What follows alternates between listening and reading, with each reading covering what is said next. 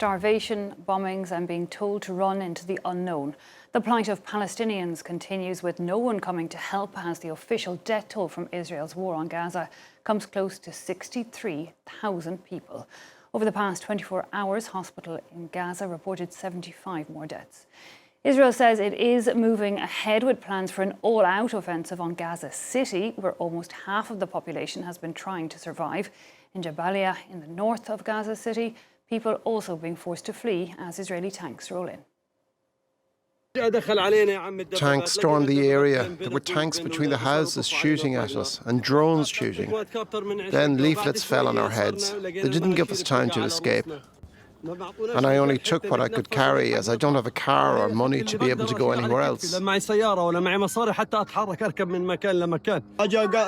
For 3 days they have been detonating booby-trapped vehicles in our area. Shrapnel is falling on us. Today drones threatened us, saying the popular forces and the IDF will storm the area, that we must evacuate and go to the south and not stay here. Whoever stays will put their life in danger. A peace deal that Hamas has agreed to is still waiting for an answer from Israel. It would see the staggered release of the hostages still held by Hamas over an initial 60-day period, and in exchange for more Palestinian prisoners. In Israel, the call to bring those hostages home continue. To get the latest from there, let's cross live to our correspondent, Noga Tarnopolsky in Jerusalem. Noga, let's start firstly maybe with this ceasefire deal that's on the table. We heard from Qatar's foreign ministry yesterday saying a lot of what is in the latest proposal is something Israel in the past had said it would agree to, but we're hearing silence on behalf of the Israeli government. What's going on there? That's right. The spokesperson for the Qatari Foreign Ministry said what we're all seeing, which is that Israel has apparently decided simply to ignore this proposal. It's now been 10 days since Hamas announced, with a little bit of fanfare, I have to say, that it had accepted a deal proposed by Egypt, the United States, and Qatar. And as you just mentioned, this is the same deal Israel accepted, signed on to in January. And since then, for much of this period, we've been waiting to see what the Israeli government will say. Will it be yes? Will it be no? Or will it ask for certain changes and amendments? Nothing. It appears that the Israeli government has simply decided to pretend that this ceasefire deal is not on the table. We have an interesting contradiction here. Apparently, Prime Minister Netanyahu, in a very brief cabinet meeting yesterday, actually told his ministers, one of the reports we're hearing is that he actually told his ministers there's no deal on the table. And yet, at more or less the same time, Donald Trump's envoy to this region, Steve Witkoff, was speaking to Fox News. And he said there is a deal to release living hostages on the table in recent weeks. And he added that Hamas is now accepting it, likely to intense pressure from Israel. But the fact is, Israel is the one who is ignoring this, and that's the reason we saw so many Israelis on the streets again protesting last night.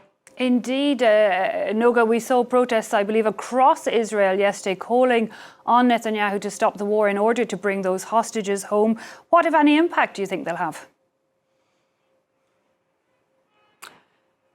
Eve, I have to tell you, it appears to be having no impact whatsoever. In fact, there's this feeling of mockery from the government regarding these hundreds of thousands of Israelis protesting all over. The families of hostages, but many Israelis, a majority of Israelis who support an end to the war after almost 2 years of war, are simply being ignored, as is the international community. You have really a vast array of pressures being put to Netanyahu and to the Israeli government. It started, let's remember, with the Israeli army itself. The chief of staff of the army told the cabinet now several weeks ago that he opposes an expansion of the war into Gaza City and the Israeli occupation of Gaza City. He was ordered to come up with a plan. Then he was ordered to make the plan shorter, in other words, to give less time for the evacuation of the residents of Gaza. We're talking about almost 1 million people in Gaza City. And as far as we can tell, despite all of the voices from the world and from the streets in Israel, the government of Israel is determined to move ahead and possibly quite quickly with a complete and total takeover, a siege and then takeover of the city of Gaza.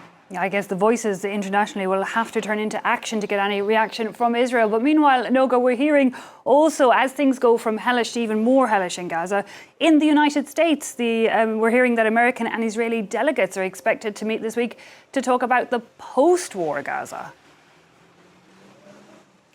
Well, if we're covering one of these surprising eras in political life, and so yesterday, just a few hours ago, Steve Witkoff did spring that surprise on us.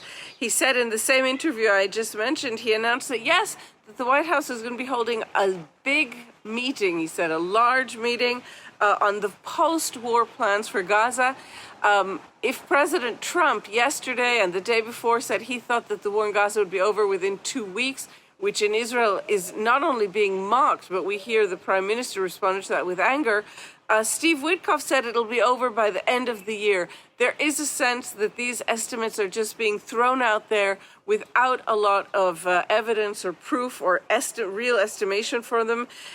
We know that the Israeli foreign minister happens to be in the States, and so he may be the one representing Israel at this White House confab, but we do not know what the plans are. It could range from anything from a return to President Trump's original plan back at the beginning of the year to turn Gaza into some sort of Middle Eastern marina, as you may recall, in fact, urging Gazans to leave, or it could be some plan that we have not heard of, but in coordination with other Arab nations, some sort of rebuilding plan for Gaza. However, all of this does skip the first step, which is how to end the war in Gaza. Indeed. Noga Tarnopolsky in Jerusalem, thanks indeed for the update.